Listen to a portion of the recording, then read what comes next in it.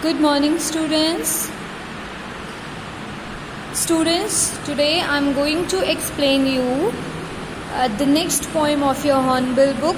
The name of the poem is Childhood, and this poem is composed by Marcus Nathan. So, first of all, I'm going to tell you about Marcus Nathan. Marcus Nathan is a poet from Norway, so that's why he is also called Norwegian poet. Details of his life are very sketchy, so it is unclear that where and when he was born.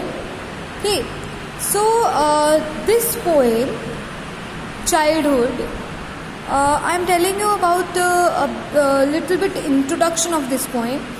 In the poem Childhood, the poet ponders deeply over the question of his lost childhood. He recalls the number of stages when his thoughts and perceptions about the world and people changed. He tries to identify that one particular stage or time when he lost his childhood and stepped into adulthood. He feels a sense of nostalgia, a sense of sadness for the lost childhood, and finally settles down with an idea that his childhood has gone to some forgotten place, and that place could only be found in an infant's innocent face. So here I am going to read the text of this poem. Okay. When did my childhood go? Was it the day I ceased to be 11? Was it the time I realized that hell and heaven could not be found in geography and therefore could not be? Was that the day? So first of all, ceased here is completed or come to an end. Okay? And the poetic devices, anaphora, was, two lines start with the same word, that's why anaphora poetic devices used here. When did my childhood go? Here, in this stanza, the poet is wondering about when his childhood came to an end. He asked himself, was it the day he was no longer 11 years old? Or was it the day when he realized that hell and heaven are the imaginary places? They do not exist and yet could not be found in geography or on map. He realized that they are hell and heaven are the imaginary places that actually do not exist in this world. Okay, so here the poet got the rational thinking or logical thinking. Okay, when the poet realized that the hell and heaven are not the real places, they are the imaginary places, could not exist in this world, then he come to know that he has lost his childhood. Okay, when he got the rational thinking, when he got the rationality or logical thinking, then he came to know about the loss of his childhood. Okay, so in this paragraph talks about the rational behavior. Again here, hell and heaven. Okay, so here antithesis poetic device has used. Okay, when two opposite words are used together in a sentence in a poem. Okay, when two opposite words are used together, okay, in a sentence in a poem, then here which poetic device used? Antithesis. So here that's why antithesis poetic device has used here. So next stanza, when did my childhood go? Was it the time I realized that adults were not all they seemed to be? They talked of love and praised love, but did not exhale lovingly. Was that the day? In this stanza, the poet talks about the hypocritical nature of the adults. In this stanza, the poet again repeats the same question about when did his childhood go. He wonders about the day when he started seeing the world with the new perception that adults are hypocrites.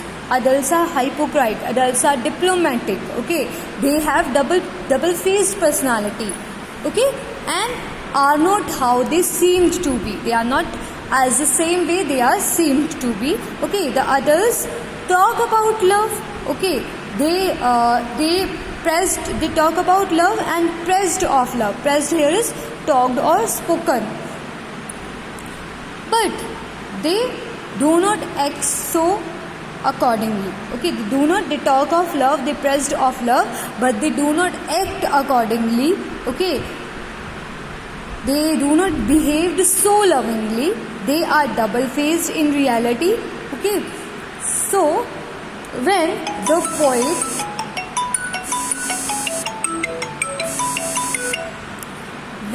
poet came to know about the double-faced personality, hypocritical nature, or the diplomatic attitude of the adults, then he realized that he has lost his childhood.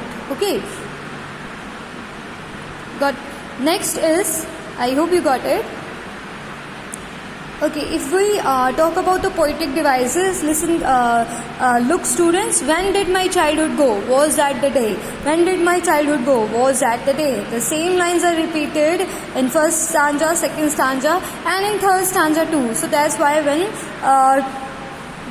one or two lines repeated in a poem again and again, okay, then refrain poetic device has used there.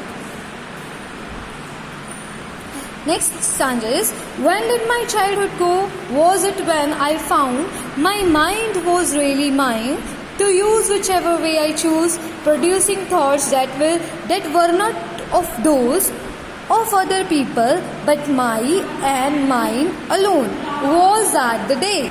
Here in this stanza, the poet talks about the individuality. Okay, in the third stanza, the poet deliberates on the same question about when he lost his childhood. He asked himself about possibilities. He wonders about the day he realized that his mind was his own and could use it the way he wants. Okay, when he realized that his mind was his own and he can use his mind in a way that he wants. Okay, when he realized that he could produce his own thoughts which were not bound by anyone, which were not influenced by anyone. Okay, then when he sensed his own individuality, okay, when the poet sensed his own individuality, and he also sensed that he has a separate personality. Okay, then he realized that he has lost his childhood. Okay, when the poet come to know or realize his own personality, that he has his own separate personality, he has his own mind. Okay, and he can use his mind and he can use his mind the way he wants to use. Okay, and he also produce his own thoughts, his own thinking. Okay, that is not influenced by others. Then he comes to know that he has lost his childhood. Okay, next, where did my childhood go? It went to some forgotten place that's hidden in an infant's face. That's all I know. Okay, poetic devices used in this stanza. Here, my mind, alliteration. Okay, the same sound, consonant sound. Okay, then alliteration, whichever way, again alliteration. Alliteration poetic devices used here. When did my childhood go? Was that the day? Refrain, because these lines are also repeated in stanza second and stanza first. That's why refrain. Where did my childhood go? It went to some forgotten place that's hidden in an infant's face. That's all I know. In this last stanza, the poet remorses about his lost childhood. The poet remorses about his childhood, about the lost of his childhood. He concludes that his childhood had gone to some forgotten place, which will never come back. He cherished his innocence, which vanished now, and could. Here the poet also saying that innocence could only seen in a baby's face. Naturally, the infant face is a very innocent.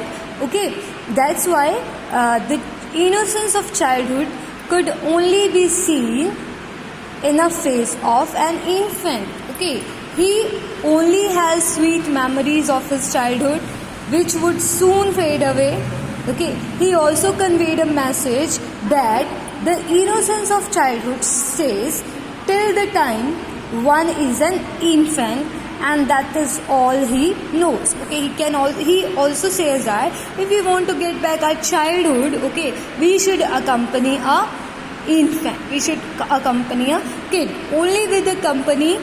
In a company of a kid or a child, okay, we can get back our childhood. So this is all about the poem. Okay, again I am telling you here in the last stanza that okay, anaphora poetic device has used here. So infant, or newborn baby. So in a first stanza, anaphora, antithesis, refrain. In third stanza, alliteration, my mind, whichever way. In last stanza, again anaphora poetic device are used here. Okay, so this is all about the poem. Okay, thank you and have a nice day, students.